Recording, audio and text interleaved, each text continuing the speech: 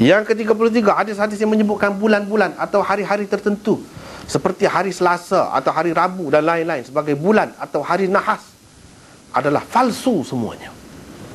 Hari ni nahas, hari ni tuah.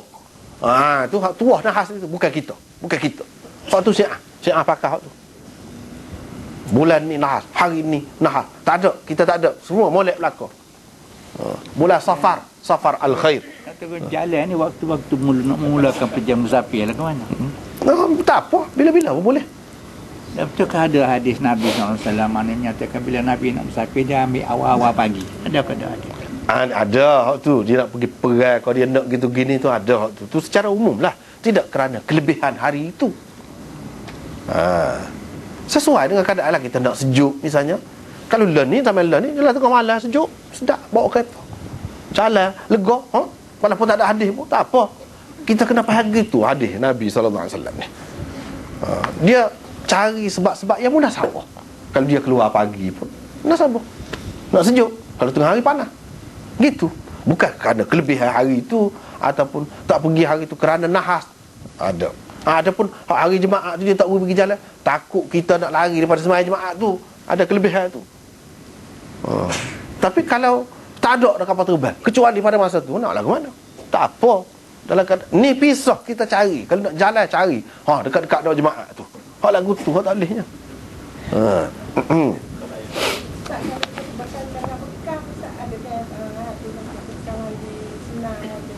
Hari-hari tak ada. Bekam tu ada. Bekam tu ada. Tapi hari-hari tu tak ada. Ni tu biarlah tak dalam kitab tu birabbika hari Selasa tak ada. Birabbika hari Selasa tak? Berbekam tak? Iyalah. Tak ada. Misalnya hari Rabu adalah hari nahas berterusan. Betul. Ni dalam adat orang Melayu lah. Tak boleh. Tak ada. Memang ada tu. Lepas pada tu, sesiapa membawa berita gembira kepadaku tentang habisnya bulan Safar, akan kuberikan berita gembira kepadanya untuk memasuki syurga. Kalau orang tolong orang yak Nabi ya, habis bulan Safar, dia akan lagu tu. Tak ada. Bulan Safar agak orang kita pak ni kuang kata takut nak buat kata ni Nabi SAW nikah dengan Safiyah bulan Safar. Tak ada apa.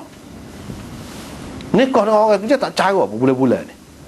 Kita duduk kata tak boleh lah garai tengah malam lah, sesak lah. Bui garai, jual garai tengah malam tak boleh. Macam-macam lah fahamannya. Orang lain duduk kaya-kaya, siap malam buat kerja tak ada satu pun. Kita lah patai banyak, tak kaya-kaya pun.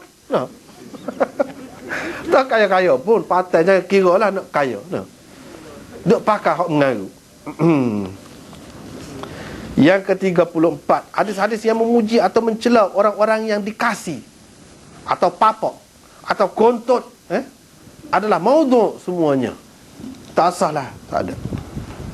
Tak ada kelebihan, tak ada kekurangan, tak ada. Apa ni kekurangan tu adalah kira dari segi zahir lah, gitulah.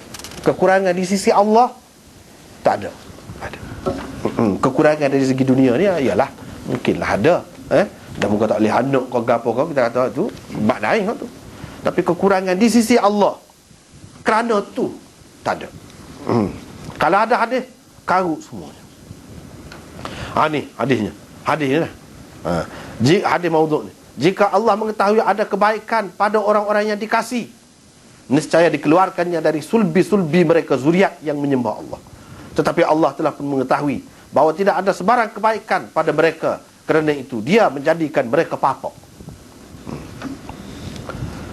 Yang ke-35, hadis-hadis yang menyebutkan tentang fadilat menziarahi kubur Nabi kita Muhammad sallallahu alaihi wasallam. Tidak ada satu pun yang sahih.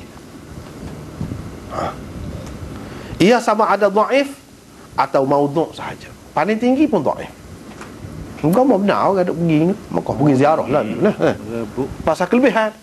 Nak pergi ziarah tu boleh dengan i'tiqad kelebihan. Ada kelebihan? Tak ada. Tak boleh buat i'tiqad. Kalau hak dhaif mana nak boleh nak i'tiqad, nak percaya lagu tu. Percaya ni i'tiqad. I'tiqad ni hadis dhaif tak boleh. Apalagi kalau hadis maudhu'. Gitu. Tak boleh yakin ni Nabi kata. Tak boleh. Kalau hadis dhaif jiddan. Tak boleh. Misalnya ni, dia sebut ni, beberapa makna dia, sesiapa menziarahi kuburku, pastilah dia mendapat syafaatku. Tak boleh pakai. Sesiapa yang menziarahiku dalam keadaan tidak ada hajatnya yang lain selain daripada menziarahiku, nescaya aku pasti akan memberi syafaat kepadanya pada hari kiamat nanti. Yang ketiga, sesiapa mengerjakan haji lalu dia menziarahi kuburku setelah kematianku, maka dia seperti orang yang menziarahiku semasa hayatku. Yang keempat, sesiapa menziarahi kuburku selepas kematianku, dia seperti menziarahiku semasa hayatku. Ini semua tak boleh pakai lah. Ni ulama ada sebut ni. Ulama ada sebut. Ulama sebut tu kita tidak terjemah lah. Tak sepanjang.